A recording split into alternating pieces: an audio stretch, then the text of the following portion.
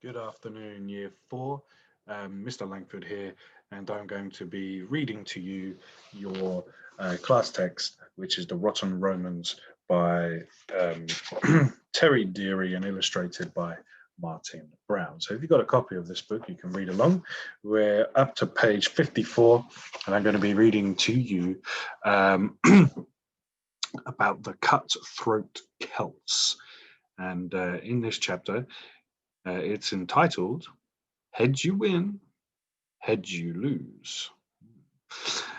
Heads were popular with the Celtic race, who were Romans' great enemy. Here are 10 horrible, brainless facts. In 500 BC, the British tribes believed that the head had magical powers.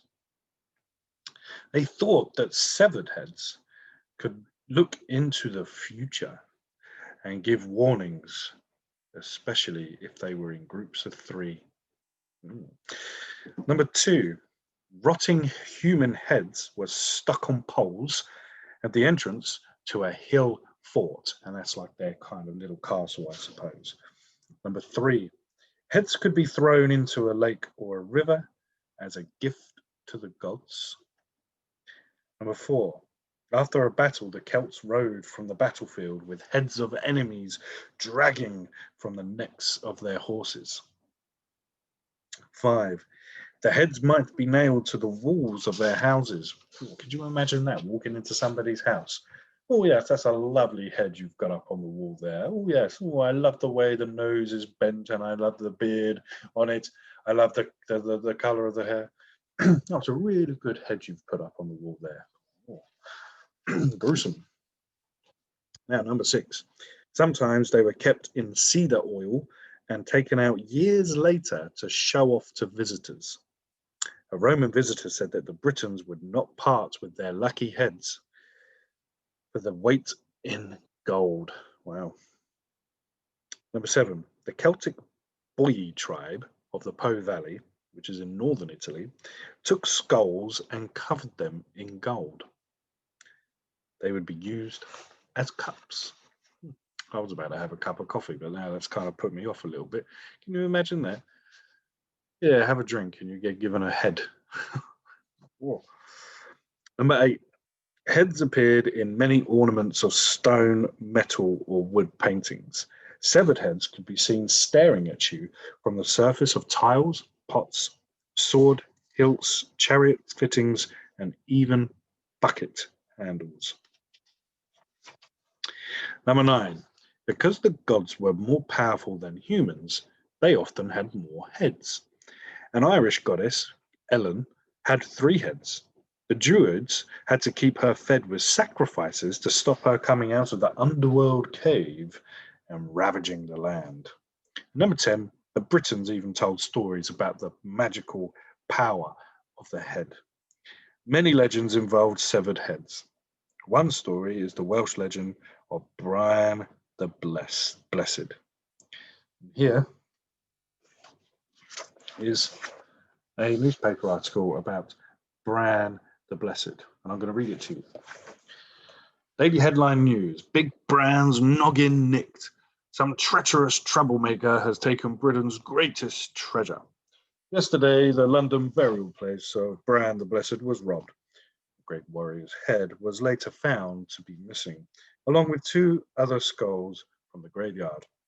The authorities are looking for a man with 3 heads.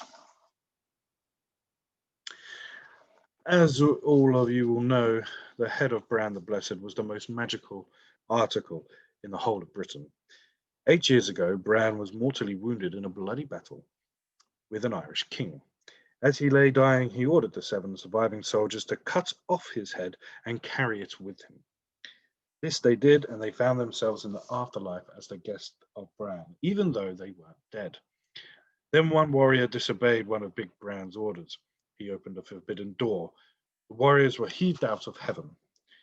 But before they went, one of them tucked Brian's head up in his tunic, and so it returned to earth.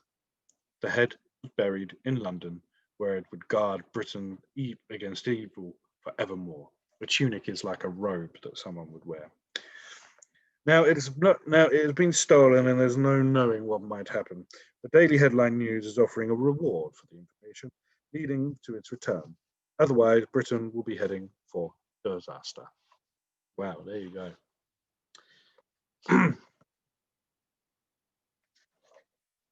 Okay, suffering slaves. Did you know the Romans sometimes treated slaves brutally in their conquered territories and in Rome itself? In AD 157, the Roman writer Apuleius described life in a rotten Roman flour mill. The slaves were poor, skinny things. Their skin was black and blue with bruises. Their backs were covered with cuts from the whip. They wore rags, not clothes, and hardly enough to keep them decent. They had a brand mark burned onto their forehead, and half of their hair was shaved off. They wore chains around their ankles. Doesn't sound like a very pleasant lifestyle to live if you were a slave, being beaten black and blue, with bruises, being hit with a whip, not having many clothes, and brand mark burned onto their forehead. A brand is when they get a hot iron. Is when you get a hot iron. Let's imagine.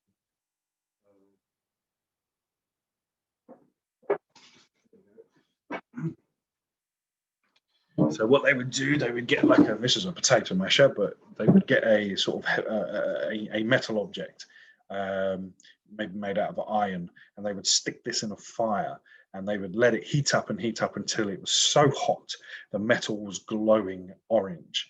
And what they would do, they would then press it on your head, and the mark would be left. So if this was the iron and this was pressed against your head, okay, when it was hot, you can see it's left a little bit of a mark on my head, and that's called branding. But of course, with the hot iron, this branding would stay with you for life because it burns the skin. This is very harmless. It will just leave a little impression which will go. So I'm going to show you what it would look like. Hopefully you'll see it. It's gone away already, but you can see that I hope I haven't left any permanent damage there. I'll have to check that one out. So yeah, I can still see it. Oh no. A slave revolt was led by Spartacus at a gladiator school near Naples.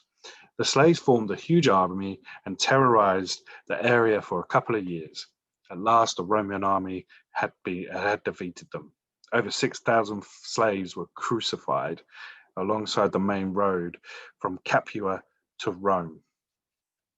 There we go. We're going to stop there because we're up to our next chapter, page 63, Roman Revenge. But we're going to stop there. Crucifixion, if you've heard the story of Jesus, or you follow the Christian faith, or you know about that story, Jesus was crucified as well. And crucifixion is when you are not necessarily have to be placed on a cross. There's different types of crosses, and you're left there for days.